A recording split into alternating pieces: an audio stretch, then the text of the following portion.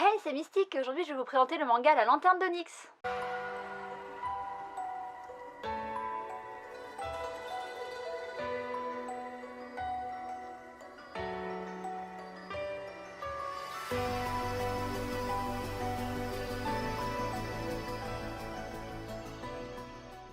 Avant de commencer la présentation du manga, j'avais envie de faire un petit aparté pour dire merci à toutes les nouvelles personnes qui viennent d'arriver sur ma chaîne. Vous êtes très nombreux à vous abonner depuis dimanche et je suis très contente, mais en même temps très flippée. J'espère que vous n'allez pas être déçus par mon contenu et que vous allez aimer ce que je fais. Voilà, je sais que mon contenu il est perfectible et que je suis pas encore au top de ce que je pourrais faire. Je sais notamment par exemple que j'ai des problèmes de son, mais malheureusement pour l'instant j'ai pas le budget pour racheter un meilleur micro parce que malgré ce qu'on pourrait croire, j'ai quand même un micro sur ma caméra qui coûte 300 balles et qui ne fait pas du tout le taf qu'il devrait faire. Et donc voilà, pour l'instant je peux pas investir là-dedans, mais je sais que j'ai un problème de son, beaucoup de gens me le disent et je le sais. Et voilà, j'espère que je me suis améliorée depuis mes débuts. Franchement, certains des nouveaux ont été voir des vidéos du tout début de la chaîne et vous êtes très courageux parce que franchement, même moi qui les ai faits, maintenant quand je les regarde, ça me pique les yeux, je saigne des oreilles, c'est vraiment insupportable. Et donc je sais que je me suis améliorée, mais je sais encore que je peux beaucoup m'améliorer et j'espère que mes vidéos vont vous plaire quand même et je vous remercie d'être venus au moins voir ce que je faisais. J'espère que vous serez indulgents avec moi et voilà, parce que ça me fait beaucoup flipper d'avoir gagné autant d'abonnés en si peu de temps. Et du coup, comme il y a beaucoup de nouveaux ici, je vais réexpliquer le concept de ces vidéos chouchou couverture. Donc une fois par mois, je fais une vidéo qui s'appelle What's New et qui présente toutes les nouveautés qui vont sortir dans le mois, toutes les nouvelles séries qui sortent. Et dans cette vidéo, j'élis un chouchou couverture, c'est ma couverture préférée. Et du coup, ce manga, 2 ou 3 mois après, je le présente pour savoir si finalement se fier à une couverture et à un extrait, c'est bien. Et si finalement j'ai été déçue ou pas par l'intérieur du manga, les dessins, l'histoire, etc. Je présente aussi bien entendu le manga.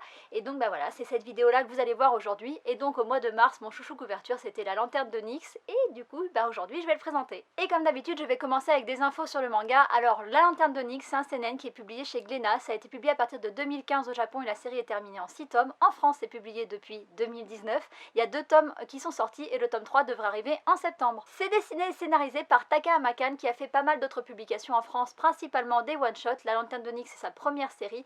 Et parmi les one-shots, on peut retrouver Le Dernier Envol du Papillon, Tokyo Amour et Liberté, Le Goût d'Emma, des séries que j'ai beaucoup aimées. J'ai commencé avec Le Dernier Envol du Papillon qui est vraiment une très belle histoire. Je vous laisserai la découvrir ou peut-être qu'un jour je la présenterai.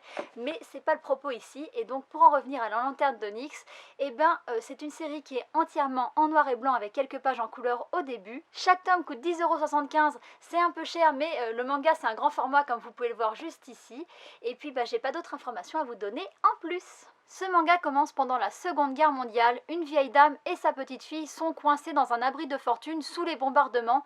Pour changer les idées de sa petite fille, Miyo, l'héroïne du manga, va décider de lui raconter sa jeunesse. On se retrouve donc à ce moment-là 66 ans plus tôt à Nagasaki en 1878 et Miyo est une jeune fille qui malheureusement vient de perdre son père. Elle se retrouve placée chez sa tante et son oncle qui ne voient pas forcément d'un bon oeil d'avoir une bouche de plus à nourrir. Bien décidé à ne pas la laisser manger à l'œil, son oncle et sa tante vont tout faire pour lui trouver un travail, mais ça va pas être une chose facile puisque Miyo ne sait ni lire ni écrire ni compter et en plus de ça, sa famille pense qu'elle est une vraie bonne à rien qui ne sait ni coudre ni cuisiner et donc ils pensent qu'ils vont avoir beaucoup de mal à lui trouver un travail.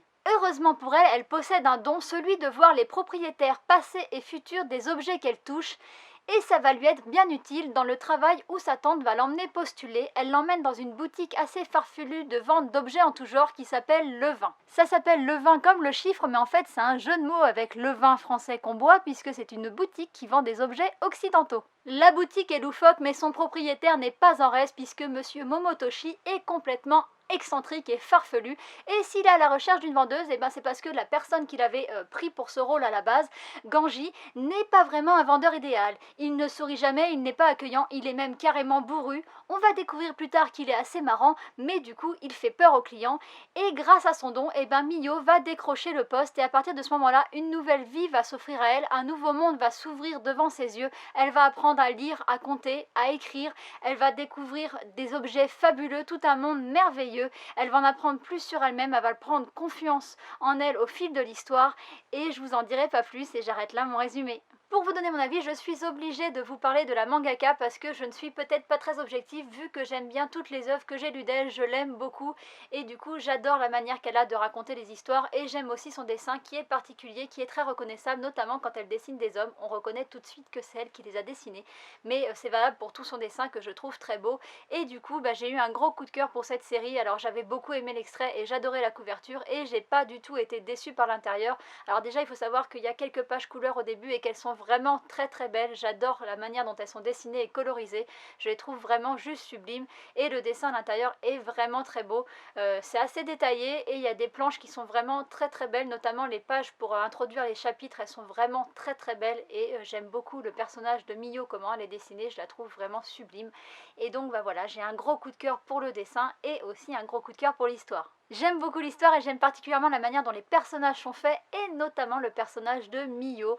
Je trouve que c'est un personnage qui est vraiment très attachant, c'est une jeune fille qui est pleine de doutes, qui est sensible et en même temps très intelligente même si elle en doute. Et puis j'aime sa manière de s'interroger tout le temps sur tout, elle s'interroge sur elle-même, sur les autres et elle est très très curieuse et puis elle a toujours envie d'aider les autres et ça en fait un personnage que j'aime vraiment beaucoup et que je trouve vraiment très attachant. J'ai pas un autre mot pour la décrire, elle est très attachante. J'aime aussi beaucoup Momotoshi, le propriétaire de la boutique, qui est complètement loufoque et excentrique et j'aime bien le fait qu'il soit souvent en train de taquiner Miyo et on sent qu'elle n'a pas fini d'en baver avec Momotoshi et Ganji, l'employé de la boutique, qui sous des airs bonhomme est en fait très très gentil mais il adore aussi taquiner Miyo et du coup ça rend le manga beaucoup plus frais et beaucoup plus vivant et c'est vraiment très agréable. Une autre chose qui a été faite pour me plaire, c'est le parallèle qui est fait entre la vie de Miyo et Alice au Pays des Merveilles. Je suis une grosse fan d'Alice au Pays des Merveilles et j'ai été très surprise de retrouver ça dans ce manga et ça a été une belle surprise parce que c'est vraiment très bien fait puisqu'on a la vie de Miyo avant la boutique, donc elle est assez malheureuse, elle est dans une famille qui la rejette un petit peu, elle vient de perdre son père, elle est assez triste et assez seule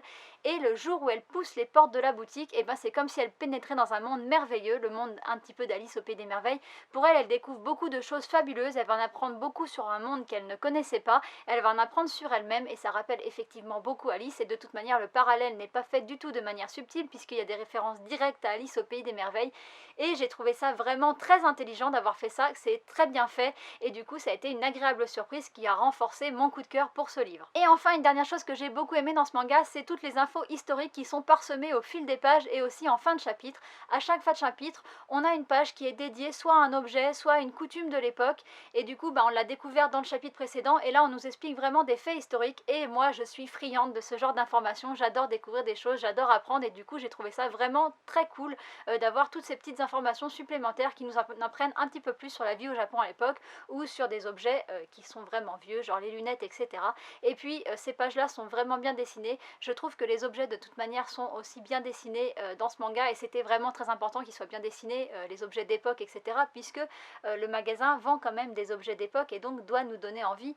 Et donc c'est un pari très réussi, moi ça a été un gros coup de cœur sur toute la ligne, aussi bien le dessin que l'histoire, je suis pas du tout déçue, j'ai pas encore lu le tome 2 qui est déjà sorti mais ça ne saurait tarder et du coup voilà, moi je ne peux que vous inviter à découvrir ce manga qui est ma foi très original et vraiment très beau.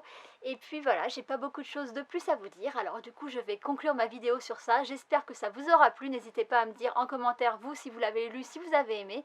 Et puis moi je vous dis à bientôt pour une prochaine. Bye bye.